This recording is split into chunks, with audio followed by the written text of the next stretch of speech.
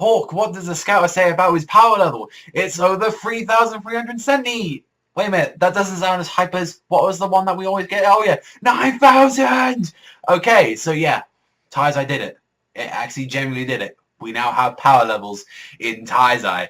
This actually shocked the fuck out of me. It's like, okay, now Taizai's going to introduce power levels this late into the... Sure, like, let's go with it. Like, so we see from this chapter, from like straight on, we get to see like some people ejected to, you know, Meliodas and the Sins winning the awards, and they are the 6 stars of the Azure Sky. And I think it was like named Doggett, Pierce, and Wea, and they're like diamond class, you know, like platinum class, like that. And like Meliodas has like a little brawl with like Doggett, who like one of them say, oh yeah, you don't deserve this, stuff like that. We could easily taken out Drathus and Hendrickson. I'm like, really, you fucking free crusties, like thinking that.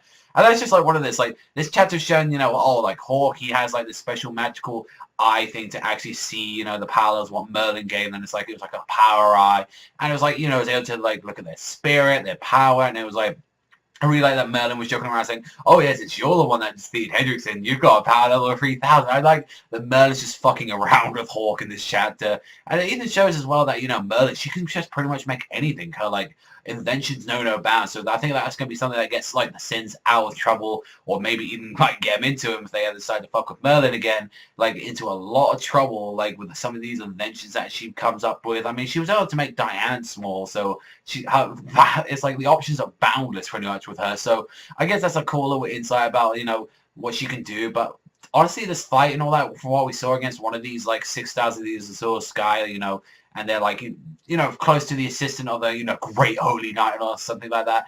Like, honestly, this Doggett guy just got exposed extremely hard, and it was just like, oh, I just broke your fucking fingers like it was nothing. And finding out that at the end of the chapter, like, Meliodas' level is like 3,370, and it's like, yeah, it's like cool, you did a DBZ reference and stuff like that, but so like, why do we really need to know about power levels? Like, to be honest, in the end of the day, in Dragon Ball, power levels were like, you know, just not needed after a while. Like, you know, they are pointless because, you know, in the end of the day, you don't need to be scaled by just how powerful you are, because in the end of the day, power levels are invalid. It also comes down to, you know, a lot of willpower and a lot of other stuff that you have inside of you. So I don't know, this chapter, yeah, kind of cool to see what, you know, Meliodas and the other groups do and all that, but it's like, honestly, like, I'm way more interested in the Barn and King situation right now than I am with, like, Meliodas, like, taking on, because honestly, this felt like just, like, filler to me, actually. Like, it was like, oh, a filler chapter while we, you know, do Barn and King, stuff like that. I want to see these two clash and all that, but it's like, oh, Meliodas just knocking out one of these knights, you know, breaking his fingers everywhere, which that looked very brutal, like,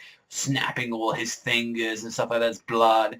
And, you know, it was an alright chapter, but there was, like, nothing to, like, rant and rave about, apart from, like, oh, I got a nice little chuckle that, you know, we got power levels in the series now. But it's like, apart from that, yeah, this is a chapter where I was like, this is probably the weakest one that we've had so far, the new arc. So who knows, maybe the manga's trying to find, you know, what to do so far. Maybe we need to find, you know, some ground that can work on. But overall, I'm going to get this one a 5 out of 10. There's, like, nothing too much to be said about this chapter, and nothing, you know, really, because there's nothing to, like, hate on it. It's just, like, you know, it's a fine chapter of Taizai, just that there wasn't anything special in it to make me say this was, like, you know, a real solid part or something like that. But yeah, that's pretty much what I think about this chapter of Taizai. You know, yeah, we've got power levels, we've got over 9,000 going on right now, but yeah, that's pretty much it. So thank you very much for watching as always, and remember, I'll see you guys next time.